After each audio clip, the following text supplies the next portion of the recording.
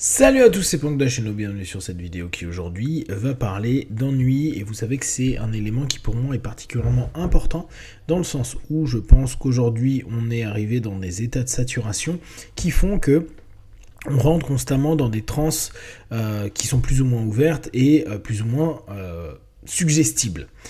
Le problème, c'est qu'à force de passer d'une transe à une autre et d'être saturé et confusionné de plein d'informations, on a des états limites, on a des états psycho-émotionnels qui sont hyper instables, on a un mal-être et un malaise, une espèce d'overdose d'informations, infobésité et tout ça. Et on a aussi inconsciemment un évitement, une esquive de l'ennui. Donc, c'est des thèmes saturation-ennui qui pour moi sont hyper importants à associer. C'est un article de Neuroscience News. Résumé, l'ennui, souvent perçu comme un état négatif à éviter, pourrait en réalité jouer un rôle important dans la régulation émotionnelle et la santé cérébrale. C'est pas une nouveauté, on le sait très très bien, qu'il faut s'ennuyer. Ça fait un peu bizarre. Dans une société où les gens ne veulent pas s'ennuyer, vont faire 2 ou 3 choses à la fois, cette espèce de peur de ce que moi j'appelle le vide et l'espace, qu'est l'ennui est quelque chose d'hyper récurrent. Lorsque nous nous ennuyons, le cerveau se détourne des réseaux d'attention externe et active les systèmes d'introspectif comme le réseau du mode par défaut, favorisant ainsi la créativité et l'introspection. C'est pour ça que flâner donne souvent des idées. Alors c'est marrant parce que on a des expressions à la con qui est... alors je sais plus exactement d'ailleurs, c'est... L'ennui est mère de... Mère de bêtises, vice, je sais plus, ça me reviendra. À une époque de stimulation constante et de surménage, laisser s'ennuyer peut aider à réinitialiser le système nerveux et réduire l'anxiété. Vous imaginez, l'ennui réduit l'anxiété potentiellement. De courtes pauses intentionnelles sans stimulation peuvent stimuler la créativité, renforcer la résilience émotionnelle et réduire la dépendance aux gratifications externes. Fait essentiel, brain shift. L'ennui active le réseau de mode par défaut, encourageant l'introspection et la créativité. Tampon de stress. Accepter l'ennui peut contrer la surstimulation et réduire l'anxiété. Outils de santé mentale, des pauses régulières dans l'activité constante favorisent la régulation émotionnelle et la réinitiation du système nerveux. C'est réellement quelque chose d'important à prendre en compte. Cherchez ces moments d'espace où vous ne faites pas quelque chose de stimulant, voire, s'il est possible, de ne rien faire. Et vous allez vous rendre compte que dans un premier temps, c'est très compliqué, parce que beaucoup de personnes sont intoxiquées à l'action. La source de cet élément-là, ça vient de The Conversation. Nous avons tous déjà connu l'ennui, ce sentiment de perte d'intérêt ou de stimulation mentale. Nous finissons par perdre notre concentration et nous nous désengageons. Le temps semble s'écouler lentement et nous pouvons même commencer à nous sentir agités. Qu'il s'agisse de regarder un film qui déçoit, d'un enfant qui se plaint qu'il n'y a rien à faire ou d'un adulte qui s'ennuie pendant une réunion, l'ennui est une expérience universelle. Généralement définie comme une difficulté à maintenir son attention et son intérêt dans une activité en cours, l'ennui est généralement considéré comme un état négatif que nous devrions essayer d'éviter ou de nous empêcher de vivre. Et moi vraiment, je vous incite à vous ennuyer, à avoir des espaces où il n'y a pas de stimulation.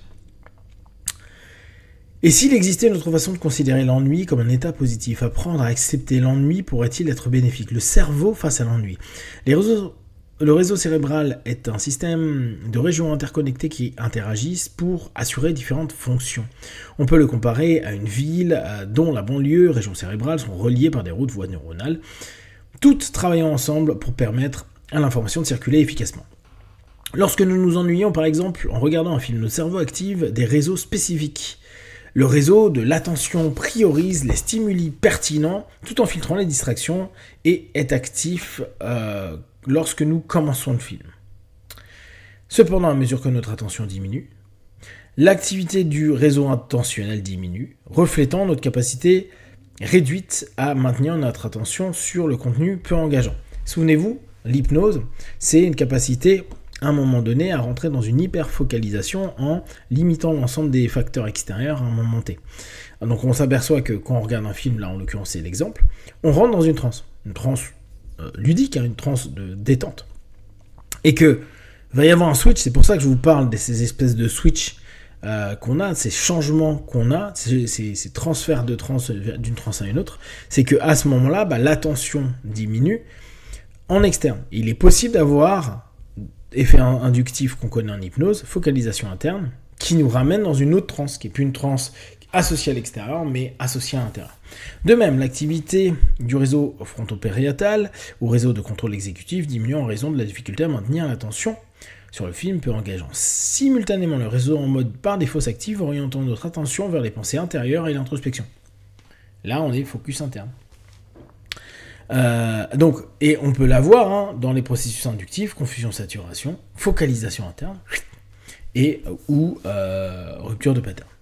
Il s'agit de fonctions essentielles du réseau de mode par défaut appelée introspection, qui suggère une stratégie pour faire face à l'ennui.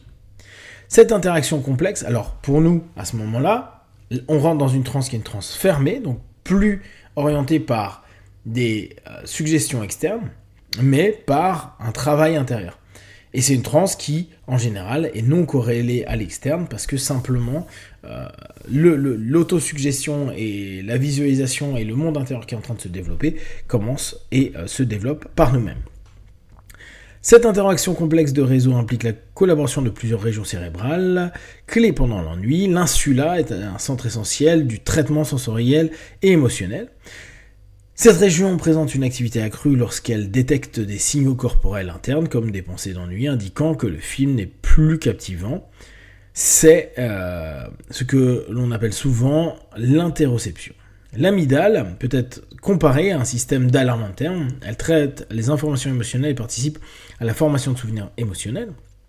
En période d'ennui, cette région traite les émotions négatives associées et le cortex préfrontal médian ventral nous incite à rechercher des activités stimulantes alternatives. Ennui contre surstimulation.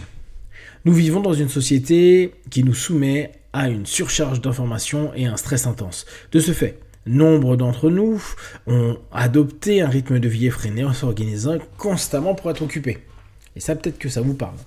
À l'âge adulte, nous jonglons entre travail et famille, nous avons des enfants l'habitude de remplir nos journées avec des cours et des activités extrascolaires, nous permet de travailler plus longtemps. Entre ces activités, nous avons le temps de faire une pause, nous passons sans cesse devant nos écrans organisés, mettre à jour ou faire défiler des informations pour simplement nous occuper. Et ça, c'est intéressant, nous occuper.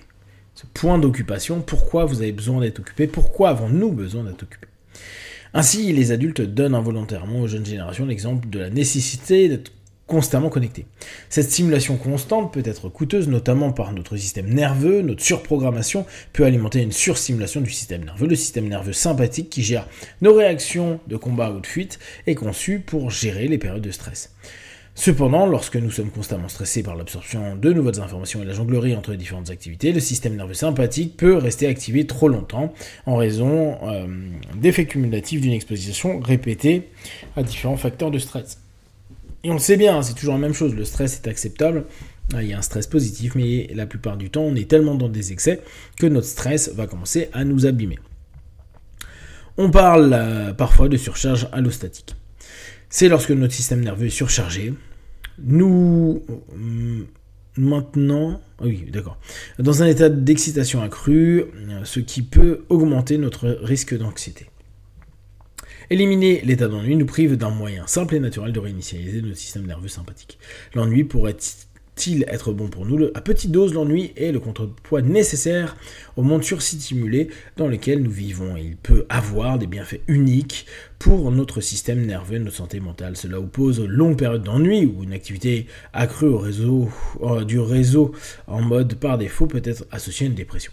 Okay, on fait bien la différence entre un état où on laisse de l'espace et un état où en fait on est complètement plongé dans du néant. C'est assez différent.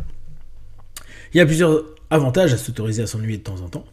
Des améliorations de la créativité nous permettent de créer un flux dans nos pensées, développent l'indépendance des pensées et encouragent à trouver d'autres intérêts plutôt que de dépendre d'apports externes constants. Et là, vous voyez cette focalisation interne.